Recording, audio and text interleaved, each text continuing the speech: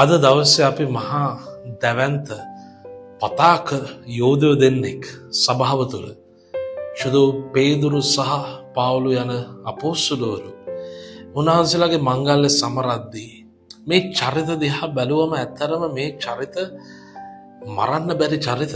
ඒ කියන්නේ එයාලගේ ජීවිතය එයාලා මේ නිකරුණේ මැරිච්ච අය නෙමෙයි. මැරුණ හේතුවකටයි.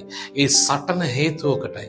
බලන්න සාමාන්‍ය කෙනෙක් තමන්ව මරනකොට ඒ මැරෙන විදියට මැරනවා කියන්නේ මහ ලොකු දෙයක් නෙමෙයි. ඒක එයාට කරන්න සිද්ධ වෙනවා. හැබැයි බලන්න පේදුරු එයාව මරන්න ගෙනියන කෙනාට කියනවා මරන්න ඕනේ විදිය. කුරුස අනිත් පැත්ත හරවල මරන්න.